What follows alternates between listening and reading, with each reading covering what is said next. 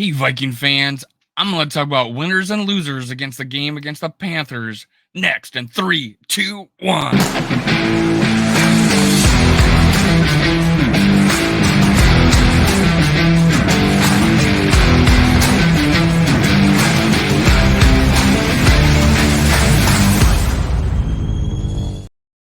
Gather around, Skull Brothers and Sisters. This is Skull World, brought to you by Minnesota Sports Talk. I'm your host, Dave.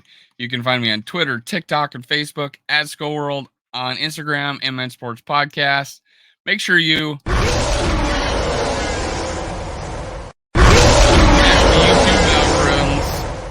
Hulk smash the YouTube algorithms by Hulk smashing the like button, and while you're at it, ring the bell by hitting subscribe and turning on notifications. It's ringing the bell. Let's go. Stay tuned. I'm going to talk about a contest at the end of the show, but preemptively, tell me who you think your winners or losers in the comment section, and you'll already be entered into it.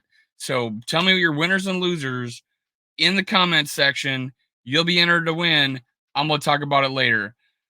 Skull Vikes, let's go. Let's go. I'm going to talk about winners and losers. I got some. I got some winners and losers. Let's start off with one I was dogging, and I need to apologize. This is, I guess, my version of the apology video, but Brian Flores, I apologize. You not a bill of goods. You were able to adapt this game, and you won the game. Your defense won the game for us. And when Kirk Cousins is not having his best day, to have the defense be able to step up and win it for us, that's important going forward. 100% going forward. Boom. Let's go. Brian Flores, you made adjustments. There was a couple times like, why are we going after him now? But hey, that's through the course of a game. Very little to complain about. My co-host Johnny NFL said that you had a master class in the last 4 plays of the game. On defense. So Brian Flores, big winner, biggest winner. Harrison Smith is stamping his ticket to Canton.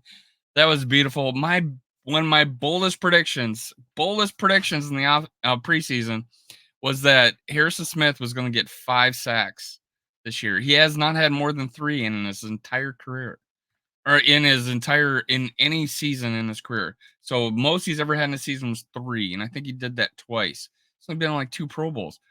Harrison Smith, boom, stamp him to Canton. 3 sacks in 1 game, and a strip sack that we'll talk about.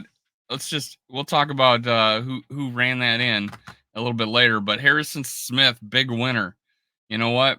You know he's a big winner? Alexander Madison. If I could get him to pop up here. Alexander Madison. He could fold, you know. They bring in Cam Akers. They don't think of me. I've been fumbling, even though some are being called back. But Alexander Madison did not drop the ball, and he looked good, and he almost had a 100-yard game again. That's 2 90-yard games in a row. He's back on track. My big prediction is that he had 1,000 yards, and I think I said 10 touchdowns, but 1,000-yard season this year. You only need like 6 yards per game, so it's not a big deal. But Alexander Madison, 1,000 yards, still on track. Let's go. Way to turn it around. Big time. Big time. What do we got? We got Justin Jefferson. He's a winner today. 2 touchdowns. Should have had 3. We had a holding penalty. He got his first touchdown called back on the first drive. And then we know what happened right after that. Justin Jefferson, still the man. I'm going to tell you, Jordan Addison block, or you're going to get Justin Jefferson killed. Maybe we need someone else in that particular play, or I don't know. But Jordan Addison, you got to block, man. All right. Marcus Davenport, big winner today, only because he's come out such low depths of not playing and being a big-time free agent acquisition, getting $13 million to play this year. Big word. Everybody was down on him. People were calling him names, whatever.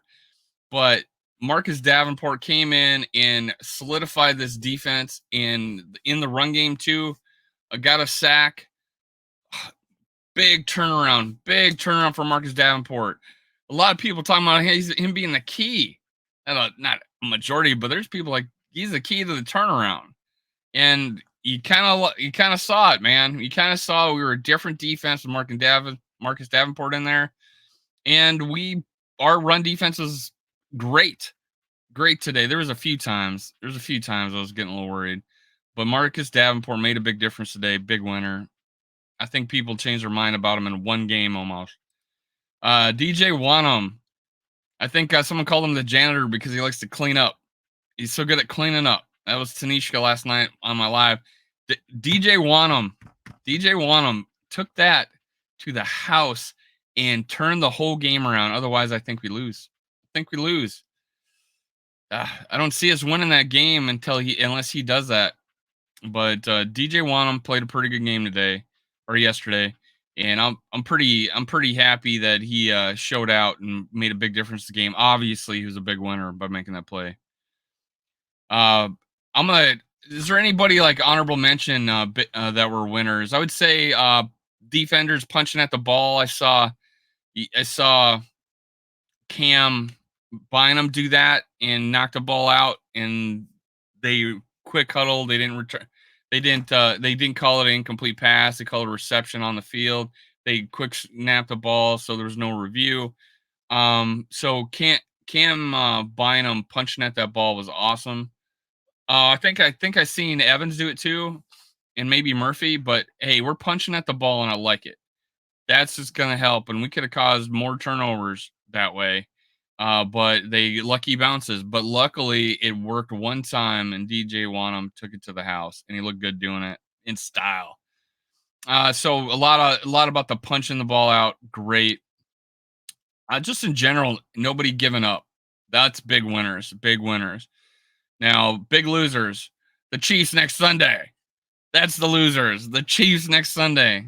They struggled, and they're coming to play us.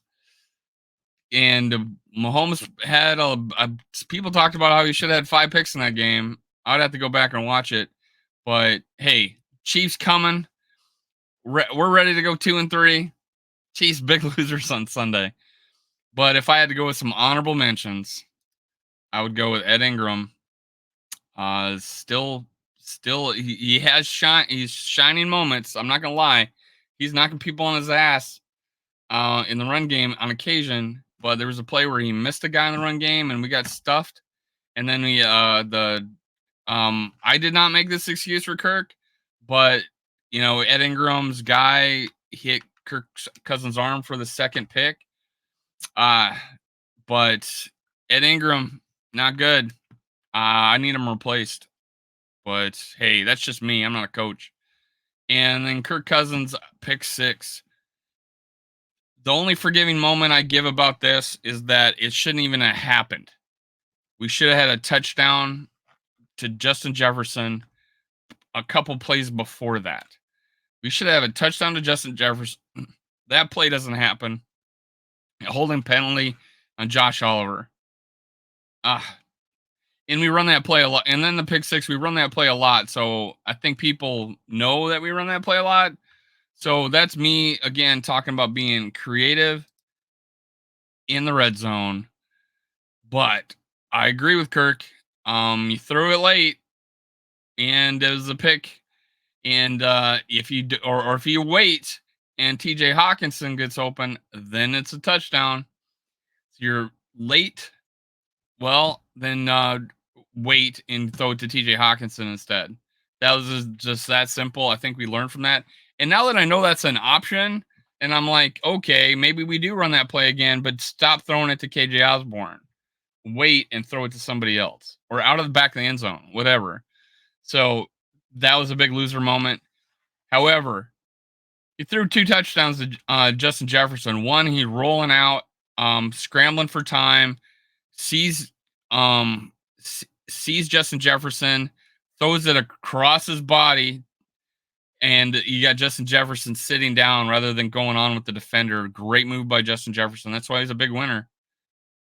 Just brilliant football player. And then touchdown. And then that was the one big complaint I always hear about Kirk Cousins. He's not mobile. He can't buy time. And then he's mobile and he buys time and he throws a touchdown to Justin Jefferson. And then the other complaint was he never draws anybody outside. He's a robot. He's ho hum. He can't do it. And then we run a play where the whole idea was to draw them offside with the cadence. Let's do it here. He did cadence once, cadence twice. The guy jumps. Shout to Schlotman. He hikes the ball. And then he throws a 50-50 ball, free play to Justin Jefferson, back shoulder, touchdown. And that's the touchdown that's on my thumbnail right now. So big shout out, not giving up, and 2 great plays by Kirk Cousins. We got 2 touchdowns. You know who didn't have any touchdowns? The Carolina offense with the number 1 pick in the draft. So, all the complaints you can do about Kirk Cousins having a bad game, which I'm one of them. I started the show that way.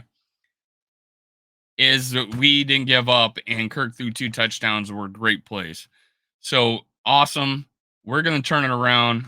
The Chiefs are vulnerable, or they're really pissed off and they're blow us out. One of the two. I don't think the Taylor Swift thing is helping them any. But we're going to have a lot of Taylor Swift fans buying up tickets in Minnesota this weekend. So I don't know, man. I don't know what to think there. But hey, Viking fans, we have a shot to turn this around. Give me the 3-4. Give me the 4-4. Give me the 3-5. And then we have a shot the rest of the year because Cincinnati is playing like dog poop. They're 1-4. I actually got a stat here that receiving core, number 1 receiving core in the league, Cincinnati. Chase, Boyd, Higgins equals 540 yards and 2 touchdowns. 540 yards and 2 touchdowns from the 3 receivers that are considered the best receiving core in the league preseason. Best receiving core in the league. At minimum top 3. Best receiving core in the league. Vikings not even in the top 10, they said, even though Justin Jefferson's on it. Justin Jefferson alone has 3 more yards, 543 yards, and 1 more touchdown. 3 touchdowns. And all I hear is about we need to get to Justin Jefferson more. I get it. Be consistent. Get onto him early. First play of the game, I think, was Justin Jefferson. Awesome. 2 things can be true. He's getting the ball a lot, and he's not getting it enough. Both can be true. So right now, he had 9 targets out of 19 passes. He has 543 yards on the year, 3 touchdowns, and he has 3 more yards and 1 more touchdown than the so-called best receiving core in the league. Joe Burrow, 2 touchdowns, having a bad year. Cincinnati is no longer a threat, a big threat on that list. They might be looking at the trade deadline. They may be us. They may be worse off than us at the trade deadline. So seeing Cincinnati reeling, and we play them on the road late in the year, I have that as a definite loss. And then the only other 2 games in the final 9 games that I'm really afraid of is the Lions. So you got the 2 Lions games in Cincinnati. So get me to 3-5. And if we lose all 3 of those games, Lions twice, Cincinnati once, that's 3. That's 6-3. If I get to 3-5, that's 9-8 potentially. Now we just need to beat one of those games, Lions or Cincinnati. Boom. We're 10-7. So let's go. Let's turn it around. We talk about playoffs in mine until it's mathematically impossible. Talking about playoffs until it's mathematically impossible. Let's win the next one. Now, hey, that contest, let me make sure that you're aware. I'm going to leave it big like this. Grand prize, Justin Jefferson jersey. You just had to make sure you tell me in the comments, winners or losers. Winners or losers. And then you also need to be subscribed to Purple and Gold for Days, GG Sports Podcast, and myself, Minnesota Sports Talk. Once again, Purple and Gold for Days, GG Sports Podcast, Minnesota Sports Talk. And you have 5 entries. You just have to put who you think your winners or losers are in the comments. And grand prize, Justin Jefferson jersey. I'm giving away 1 entry per comment. So do that. Let's go. I'm done, man. I'm ready to win. I don't know about you. I'm ready to win. And I'm delaying it while I figure out how to cue the music.